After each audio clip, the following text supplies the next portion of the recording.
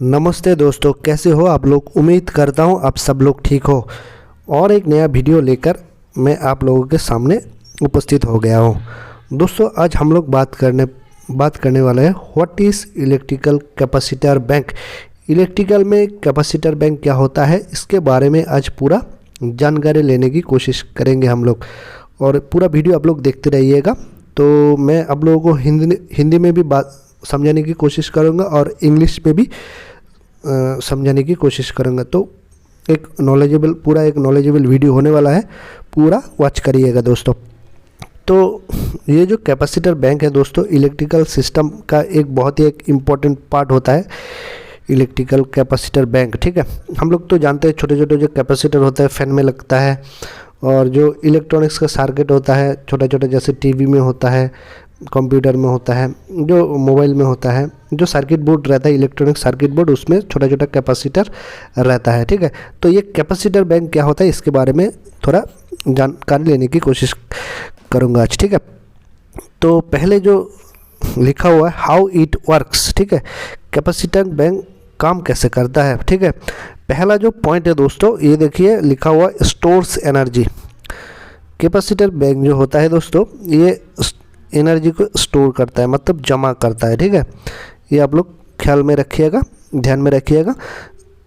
Energy को store करता है मतलब जमा करता है। ठीक है, क्या लिखा हुआ है दोस्तों, capacitor store electrical energy in an electrical field between conductive plates. दो कंडक्टिव प्लेट्स के अंदर, इलेक्ट्रिकल का दो कंडक्टिव प्लेट रहता है, उसके अंदर ये इलेक्ट्रिकल एनर्जी, इलेक्ट्रिकल फील्ड में क्या बोलना चाह रहा है, capacitor store electrical energy in electrical field between conductive plates. दो कंडक्टिव प्लेट के अंदर ये इलेक्ट्रिकल फील्ड के अंदर ये इलेक्ट्रिकल एनर्जी जमा रहता है। ठीक है, दूसरा जो पॉइंट है कॉम्पेंसेट्स रिएक्टिव पावर। ठीक है, दूसरा जो पॉइंट है कॉम्पेंसेट रिएक्टिव पावर। इसमें क्या बोला गया है मैं आप लोगों को समझाने की कोशिश करूँगा। ठीक है, inductive loads like Motors draw reactive power. ठीक है, causing voltage drop and inefficiencies. Capacitor banks inject reactive power to counteract this, improving the power factor, bringing it closer to 1. Compensate reactive power. तो inductive loads like जैसे जब induction motor जब चलता है दोस्तों, inductive load होता है। Induction motor के अंदर जो कॉइल रहता है वो इंडक्टिव लोड होता है। ठीक है, इंडक्शन मोटर के अंदर लाइक मोटर, इंडक्शन मोटर में। ठीक है, ड्रॉ रिएक्टिव पावर, ये रिएक्टिव पावर को ड्रॉ करता है। ठीक है, कॉजिंग वोल्टेज ड्रॉप। जब ये मोटर चलता है इंडक्शन मोटर, तब वोल्टेज, हमारा जो लाइन का वोल्टेज होता है, 3 फेज वोल्टेज हो या सिंगल फेज, ये क्या होता है, वोल्टेज को ड्रॉप कर देता है, मतलब ड्रॉप हो जाए। जैसे 3 फेज का 440 वोल्ट हो गया या 415 वोल्ट हो गया, तो ड्रॉप होता है 3-4 लोड के हिसाब से ड्रॉप होता है लोड। ठीक है, वोल्टेज। तो capacitor bank inject reactive power to counteract this. तो ये जो घाटती रहता है, मतलब ड्रॉप लोड रहता है, इसको बैलेंस में करने के लिए, ये तो ये capacitor bank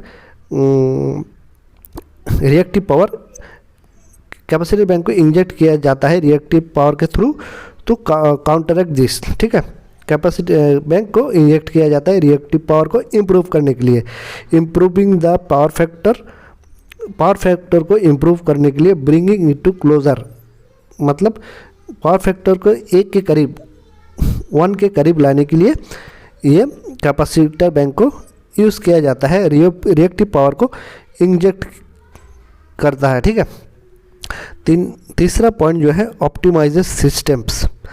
this optimisation means less current is drawn from the grid for the same amount of work, reducing transmission losses and strain on equipment. Optimises system, इसका मतलब क्या हो गया, इसको भी मैं आप लोगों को बताने की कोशिश करूँगा। थोड़ा ध्यान से सुनिएगा। तो optimises system, this optimisation means less current is drawn from the grid for the same amount of work. मतलब जब कोई लोड काम कर रहा है तो लेस करंट मतलब कम करंट ड्रॉ होता है ग्रिड से, ठीक है। सेम अमाउंट ऑफ वर्क मतलब एक ही काम करने के लिए सेम करंट ड्रॉ होता है ग्रिड से, ठीक है। Reducing transmission losses and strain on equipment, मतलब ट्रांसमिशन लाइन में जो हमारा जैसे 33 kV हो गया, 66 kV हो गया और 32 kV हो गया, ये इसको जो ट्रांसमिशन लॉस होता है, मतलब दूर दूर तक जो लाइन जाता है इसका ट्रांसमिशन लॉस होता है, उसको भी कम करता है। और स्ट्रेन ऑन इक्विपमेंट मतलब जो इक्विपमेंट होता है हमारा, जैसे मोटर हो गया, उसके बाद जनरेटर हो गया, इसके ऊपर स्ट्रेन भी कम करता है, ठीक है। ये हो गया हाउ इट वर्क्स। की एप्लीकेशंस, इसका की एप्लीकेशंस क्या रहता है मैं आप लोगों को समझाने की कोशिश करूँगा। की एप्लीकेशंस प्रयोग कहाँ कहाँ तक होता है ये की एप्लीकेशंस कैपेसिटर बैंक का, ठीक है। पावर फैक्टर करेक्शन, इसका मेन जो पॉइंट होता है पावर फैक्टर करेक्शन। ये देखो पावर फैक्टर करेक्शन क्या है? Essential in industrial facilities like steel, mining, cement to avoid utility penalties for poor power factor. जैसे पावर फैक्टर करेक्शन करने के लिए, इम्प्रूव करने के लिए ये बहुत ही इम्पोर्टेंट होता है इंडस्ट्रियल फैसिलिटीज़ में। जैसे स्टील प्लांट हो गया, ठीक है।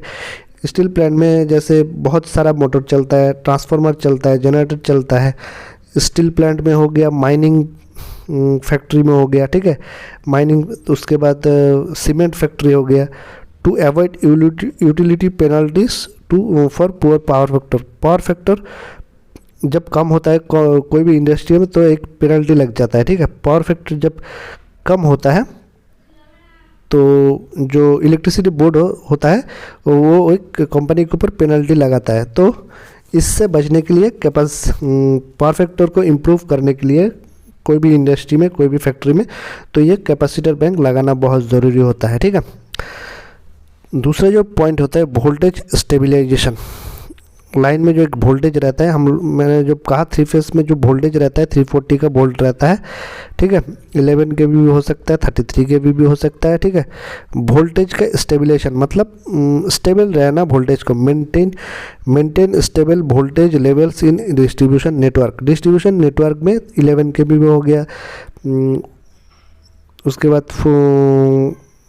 440 वोल्ट हो गया। ये जो डिस्ट्रीब्यूशन लाइन है इसमें वोल्टेज को स्टेबल रखने के लिए, स्थायी रखने के लिए कैपेसिटर बैंक इस्तेमाल किया जाता है।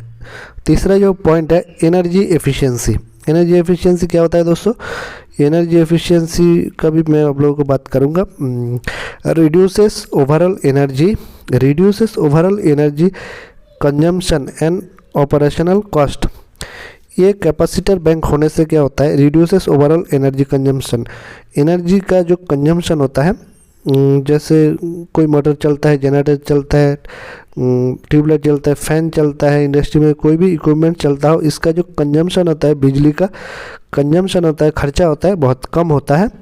और ऑपरेशनल कॉस्ट मतलब इसका जो अगर कुछ कैपेसिटी में प्रॉब्लम हो गया, कुछ ख़राब हो गया, इसको जल्दी से आप लोग रिपेयर भी कर सकते हो। ऑपरेशन कॉस्ट भी बहुत इसका कम होता है, मतलब ठीक करना, रिपेयर करना, इसका खर्चा बहुत कम लगता है। की एप्लीकेशन इसका यही है, ठीक है। और इसका मैं टाइप्स एंड फीचर्स, ये जो कैपेसिटर बैंक होता है, और एक पॉइंट रह गया मैं आप लोगों को बताने की कोशिश करूंगा। और एक पावर है रीन्यूएबल एनर्जी। रीन्यूएबल एनर्जी क्या होता है? इसके अंदर रीन्यूएबल एनर्जी होता है दोस्तों used in solar and wind farms to smooth power output and integrate with the grid.